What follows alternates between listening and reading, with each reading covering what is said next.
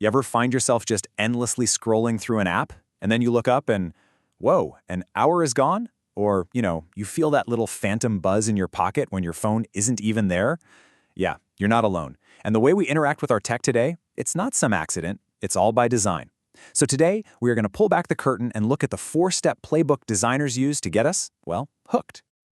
It's a feeling we all know, right? That almost unconscious pull to just check, to scroll, to refresh. These things aren't just tools anymore. Nope, they've become these automatic behaviors that are just woven right into the fabric of our daily lives.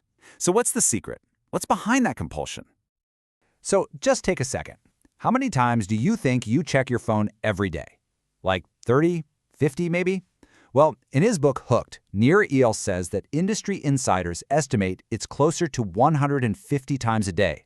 Let that sink in. That's about once every 6.5 minutes of our waking lives. This isn't just using a product. This is a deeply, deeply ingrained pattern. And that really brings us to the core question here, doesn't it? Why? What is it that makes us reach for YouTube or Instagram or whatever your app of choice is without even thinking about it? It's not magic, and it's definitely not a lack of willpower on your part. It's a very specific, repeatable methodology. The answer lies in this framework called the hook model. It's this really powerful 4-step loop, and it's designed to connect a user's problem, sometimes a problem we don't even know we have, to a company's product. And the goal? To turn that casual use into a powerful habit. Let's break down exactly how it works. So the ultimate goal of this whole hook model is to create a habit. And the book has a really simple definition for that. It's a behavior we do with little or no conscious thought. Think about brushing your teeth in the morning. You don't deliberate over it, you don't make a pro-con list, you just do it. That's the level of automatic engagement these products are shooting for. Okay, so here it is. This is the 4-phase engine of habit formation. It all kicks off with the trigger. That's the spark plug that gets the whole thing going. That trigger then prompts an action, which is the simplest possible behavior you can do in anticipation of a reward. Then, and this is the secret sauce, comes the variable reward, which creates this irresistible craving in our brains.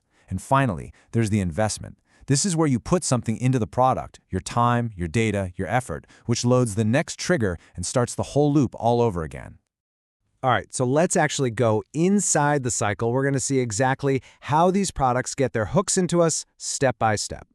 So the whole cycle starts with a trigger, and there are 2 types. First, you've got the external ones. We all know these. The pings, the dings, the little red notification bubbles, they're obvious. But the real goal, the holy grail for product designers, is to attach their product to your internal triggers. And what are those? They're your emotions. So when you feel a little ping of loneliness, what app do you open? When you're bored for just a few seconds, where do your thumbs automatically go? That emotional connection, that is everything. But here's the thing. A trigger alone isn't enough to make us do something. For an action to actually happen, you need 3 things all at the same time. This comes from Dr. B.J. Fogg's behavior model. You need motivation, you need ability, and you need that trigger. Think about it. You get a notification, that's the trigger, to see a friend's new photo. You're motivated because you want to see it. But if the app is super slow to load or crashes, you lack the ability, and the action just fizzles out. You have to have all 3. Now, of those 3 things, motivation, ability, and trigger, product designers are absolutely obsessed with one of them, ability, making things easier. Evan Williams, one of the co-founders of Twitter, he just put it perfectly. He said their goal was to take a human desire and use modern technology to take out steps. The simpler you make an action, the less friction there is, the more likely it is to become a habit. It's that simple. All right, so after the action comes the reward. And the key here is that it's variable, it's unpredictable. And our brains go crazy for that. It's as addictive as a slot machine. These rewards basically come in 3 flavors. First, you have rewards of the tribe. This is all about social connection. Every like, every comment, every share. It feels good. Then there are rewards of the hunt. This is about finding resources or information. That endless scroll on your newsfeed, you're hunting for the next interesting story. And finally, rewards of the self. This is about mastery and completion. You know that amazing feeling of finally hitting inbox 0? That's it right there. So when you start to understand this model, you realize it's way more than just an academic exercise. It's like being handed the keys to a brand new kind of superpower, one that has the ability to shape human behavior on a massive, massive scale. And here's where that superpower gets really interesting.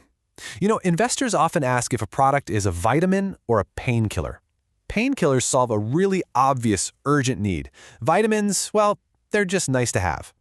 Now, most of these hooked products we use, like Instagram, for example, they start out as vitamins. You didn't need them. But then, after you use them for a while, something starts to change.